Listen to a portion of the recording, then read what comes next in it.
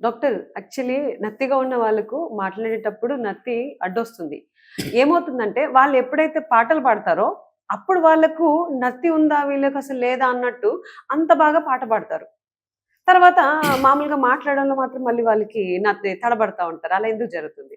నత్తి అనేటువంటిది ఆహ్, సర్వసాధారణంగా ఏ కండిషన్స్‌లో వస్తుంది అనేటువంటిది ముందుగా మనం తెలుసుకోవాల్సిన అవసరం హ్మ్. ఉంటుందన్నట్టు. అంటే ఐదర్ న్యూరలాజికల్ ప్రాబ్లమా? ఐదర్ హుహు. సైకలాజికల్ ఇష్యూసా? లేకపోతే ఇది స్ట్రక్చరల్ ఇష్యూసా? అనేటువంటి ఆర్గానిక్, ఇనార్గానిక్ అనేటువంటిది మెడికల్ టెర్మినాలజీలో చెప్పాలంటే గనక ఓకే. ఓకే. ఇలాంటి కండిషన్స్‌లో మనం వస్తుందనేటువంటిది హ్మ్. చూసుకోవాలన్నట్టు. Okay. It's a non neurological stuttering అనుకున్నట్లయితే హుహు. అలాంటి వారిలో పాటలు పాడేటప్పుడు నత్తి అనేటువంటిది చాలా వరకు రాదు. హ్మ్. ఓకేనా?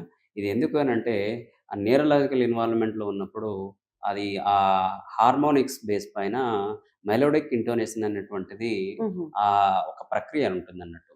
ఆ ప్రక్రియ అనేటువంటిది బ్రెయిన్‌లో వచ్చేటువంటి కమాండ్స్‌ని హ్మ్. అనేటువంటిది కోఆర్డినేట్ చేస్తూ స్పీచ్‌లో ఎలాంటి నత్తి అనేటువంటిది దొరలకుండా హ్మ్. జాగ్రత్త హుహు. పడేలాగా మనిషిని డిజైన్ చేస్తుందన్నట్టు. అందుకనే మనిషి అనేటువంటి వాడు చాలా స్పెషల్ అండి. హ్మ్. భలే అంటే సమస్యలు వానిలోనే ఉంటాయి. హ్మ్. ట్రీట్మెంట్స్ కూడా వాళ్ళలోనే ఉంటాయి. హ్మ్. ఓకేనా? సో, ఈ మెలోడిక్ ఇంటోనేషన్ ప్యాటర్న్ అనేటువంటిది ఆ హ్మ్. మెకానిజం యాక్టివేట్ అవ్వడం వల్ల పాటలు పాడేటప్పుడు వాళ్ళకు చాలా చాలా వరకు నత్తి రాదు. హ్మ్.